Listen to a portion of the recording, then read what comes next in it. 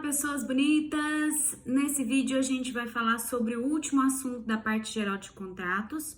É o último tema da extinção dos contratos, que é a resolução. A resolução é o encerramento de um contrato que se dá em razão de uma circunstância posterior à sua formação. Acontece algo que põe fim ao contrato. A primeira hipótese de resolução que nós vamos analisar, e a mais comum, é o encerramento do contrato por inadimplemento. Você encontra esse assunto lá no artigo 474 do nosso Código Civil, que fala em cláusula resolutiva tácita. Ora, se uma das partes não cumpre a sua obrigação estipulada na negociação e cristalizada no contrato, eu preciso falar para você que o contrato pode ser desfeito?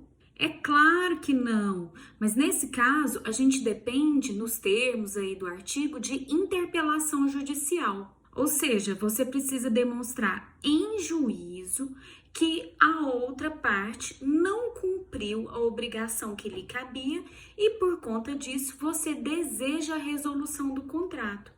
Se houvesse manifestação de vontade de ambas as partes de encerrar a contratação, aí a gente já não ia falar mais em resolução. Seria um caso de distrato, que é resilição, que é outro assunto. Aí lá na justiça a gente discute todos aqueles pormenores de direito das obrigações. Se vai ter que devolver a coisa, se não tem que devolver, se houve culpa pelo inadimplemento, se a inexecução foi voluntária ou não, se houve caso fortuito, força maior, e aí você já sabe. Havendo a devolução da coisa, nós precisamos avaliar se houve perda, se houve deterioração. Se houver perda e deterioração, a coisa se perde para o dono. E aquela pessoa, na mão de quem ela se perdeu, vai ter que dar conta ou da coisa ou do valor dela. Se a perda ou deterioração envolveu culpa, né, a pessoa não guardou direito, não conservou, deixou o negócio de qualquer jeito, o bem de qualquer jeito, ela vai ter que, além de parir o dinheiro, arcar com as perdas e danos. Aquela indenizaçãozinha que a gente pede sempre. O inadimplente, no caso, o devedor, nos termos do enunciado 548 da 6ª Jornada de Direito Civil, ele é que tem que mostrar que o fato causador do dano não pode ser imputado a ele, ou seja, ele não tem responsabilidade sobre o desfazimento do negócio, sobre o inadimplemento, enfim. Mas isso é ele que tem que demonstrar lá no processo para lá. Essa matéria não é difícil, mas é muito provável que você vai querer voltar bastante em direito das obrigações.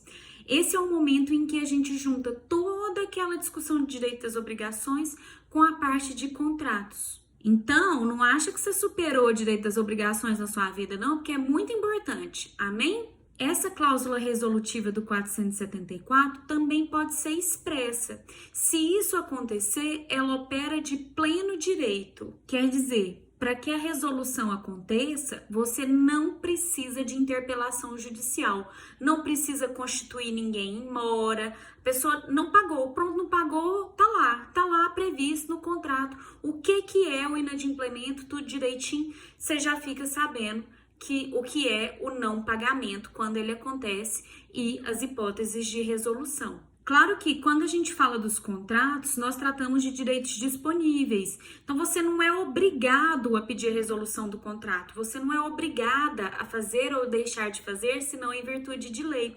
Por isso, o artigo 475 fala para você que você pode exigir o cumprimento ou pode pedir a resolução. Em qualquer caso, é possível que você peça indenização pelas perdas e danos. Pode ser uma indenização decorrente dos atos preparatórios do contrato, pode ser uma despesa que você fez para pagar pela realização daquele contrato, um profissional que você contratou, uma expectativa de ganho que você perdeu, eu não sei, vai depender do seu caso concreto. E, obviamente, daquilo que você conseguir provar nos autos, né? Porque o que não está nos autos não está no mundo. Lá no 476, o legislador te lembra da exceção de contrato não cumprido, que é um ponto muito importante, porque antes de você sair apontando o dedo pros outros, falando que a pessoa não cumpriu a parte dela, você tem que cumprir a sua. Então, antes de você reclamar do inadimplemento, é preciso que se verifique se houve o adimplemento da obrigação que coube a você. Ah, não me entregou a casa até hoje, mas eu também não paguei? Quem sou eu para reclamar alguma coisa? Por isso, nenhum dos contratantes, antes de cumprir a obrigação, pode exigir o implemento do outro. Qualquer coisa que você vá manifestar numa ação que peça a resolução do seu contrato, precisa ter como parte da sua fundamentação o fato de você ter cumprido a sua obrigação. E aí, nesse momento, você precisa voltar lá em lugar da obrigação, lugar do pagamento, tempo do pagamento, para poder saber quem tem que pagar, quem deve pagar, quando vai pagar. Gente, pelo amor de Deus, não esquece direito das obrigações, não. Por favor, estuda, você não tá fazendo nada. Se a pessoa que demanda a resolução do contrato não cumpriu a própria obrigação, eu, que sou a devedora, vou alegar a exceção de contrato não cumprido. Ou seja, eu vou alegar isso em matéria de defesa. Vou falar assim, olha, não vou pagar mesmo, não vou fazer a minha parte mesmo, porque você também não fez a sua. É importante a gente tomar cuidado com esse texto do 477. A suspensão antecipada do cumprimento do contrato ou inadimplemento antecipado acontece porque uma das partes tem receio de que a outra parte não faça o pagamento, não cumpra a parte dela. Ela recusa a realização da obrigação até que a outra parte faça alguma coisa, pague ou dê uma garantia de que o pagamento vai acontecer. Pela exceção de ruína ou exceção de inseguridade, que é a mesma coisa, a parte se recusa a cumprir a prestação dela porque existe um receio de que a outra parte também não vai adimplir o contrato. É o exemplo desse caso analisado pelo STJ em 2015. A jurisprudência diz que houve uma alteração na solvabilidade de uma das partes e, portanto, a outra parte pode sim reduzir o fornecimento, reduzir o crédito e que isso não tem nenhum problema, não tem nada esquisito, é tudo por conta da exceção de inseguridade ou exceção de ruína, ou suspensão antecipada do contrato, ou inadimplemento antecipado, ou quebra antecipada do contrato, que é tudo a mesma coisa. Ai, prof, não aguento quando dá um monte de nome pro mesmo trem. É triste, eu sei, mas você vai sobreviver. É claro que a gente tem que tomar cuidado para saber se o adimplemento ou o inadimplemento foi substancial, parcial e qual é a substância ou a parcialidade do cumprimento da obrigação. Se a prestação foi dividida em 20 parcelas e a parte cumpre 2, não dá para você falar em adimplemento substancial. E aí sim, é a hipótese clara de resolução do contrato. Mas se dentro dessas 20 parcelas a parte deixa de pagar 2 ou 3 em valores que não estão muito distantes do cumprimento integral da obrigação, a gente fala em adimplemento substancial. Nesse caso, a resolução do contrato provavelmente não vai acontecer, porque cabe ao julgador manter o vínculo quando isso é possível, quando isso é desejável. Porque desfazer um contrato é um movimento muito traumático. Às vezes você tem que devolver dinheiro para um, devolver dinheiro para outro, tem interesse de terceiro no meio. Por isso, a depender do caso concreto, é mais vantajoso que se cumpra o contrato, que se estabeleça um novo prazo, que se estabeleçam novas obrigações, que se reforce a garantia, em lugar de acabar com tudo e começar de novo. Outra possibilidade de resolução dos contratos é aquela que se dá por onerosidade excessiva. O artigo 478 te fala que nos contratos de execução continuada ou diferida, que é a mesma coisa, se uma das partes tem uma vantagem muito maior do que a outra, em razão de acontecimentos extraordinários e imprevisíveis, não basta que seja só extraordinário, não basta que seja só imprevisível, tem que ser os dois. Tá falando aí, ó, extraordinário e imprevisível. é possível pedir a resolução do contrato. Nesse caso, por força do 478, que diz que os efeitos retroagem à data da citação, nós temos uma sentença de efeito de eficácia ex tunc. Ai, prof, não é ex nunc, não é ex nunc, não é que é da agora para frente. Como o contrato é de execução continuada, a gente entende que aquilo que aconteceu antes da citação, antes da propositura da ação, já se aperfeiçoou, então já era.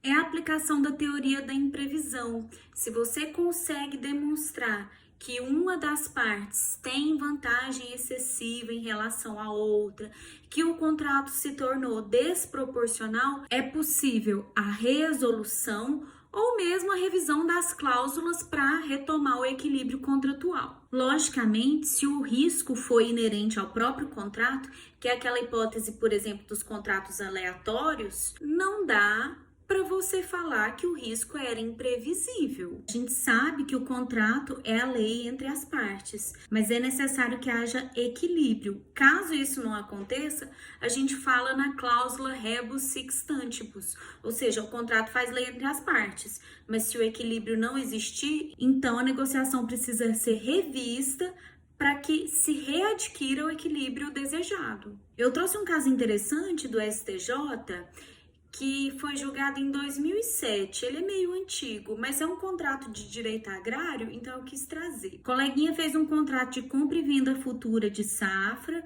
e aí veio chuva, praga, essas coisas, ele veio falar de risco imprevisível. Só que o STJ falou assim, olha, na agricultura não existe esse negócio de risco imprevisível, não. A agricultura é uma atividade que depende naturalmente de chuva, de praga, de solo, de um monte de coisa.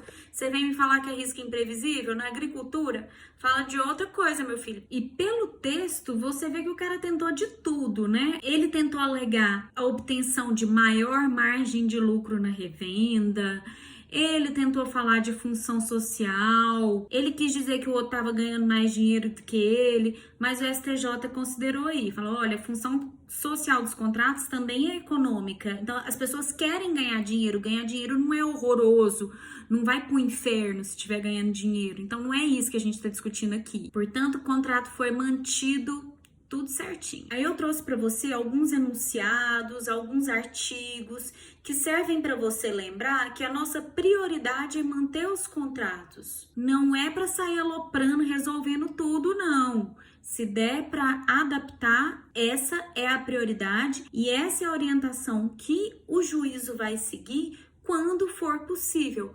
Claro, ouvindo as partes, porque não adianta você manter um contrato e o povo se matar depois, né? Que é obrigado a continuar convivendo sem querer. Essa jurisprudência de 2019 te mostra exatamente isso. É uma hipótese em que houve a modificação do contrato para manutenção do equilíbrio contratual. A multa era prevista só se o comprador do imóvel na planta fosse inadimplente. Quando a construtora incorporadora era inadimplente, não tinha nada, podia ser inadimplente, tinha multa não. Então, a STJ expandiu a multa para a incorporadora. Isso daí é recurso repetitivo, viu? Esse é importante de você lembrar. Lá no seu caderno, faz uma estrela para mim. Coloquei aí mais alguns enunciados que vão ser importantes para você e tem relação com a nossa matéria, sobre o desequilíbrio e as circunstâncias imprevistas que ele pode trazer, as consequências que ele pode trazer. Tá aí a pandemia para ajudar a gente a lembrar do desequilíbrio contratual e da imprevisibilidade, porque quem diria que isso ia acontecer em 2020? Ninguém sabia. Tem o exemplo dos contratos aleatórios, a gente já falou bastante disso. E tem o enunciado 358 da quarta jornada, que fala do valor da cláusula penal. Excesso de valor da cláusula penal não tem nada a ver com alteração das circunstâncias. Ele já estava lá previsto antes mesmo de qualquer coisa. Então, você não pode falar que foi imprevisível, que a aplicação da cláusula penal é extraordinária. Você pode até discutir que ela é excessiva, agora que é imprevisível, por favor. Por enquanto é só. No próximo vídeo a gente já vai falar dos contratos de compra e venda, começando contratos em espécie com tudo, tá bom? Um beijo para quem é de beijo, espero que você tenha gostado. Se você gostou, comenta aí, fala que você gostou. E se você não gostou, deixa um beijo para mim e a sua perguntinha caso você tenha dúvidas, tá bom? Até mais!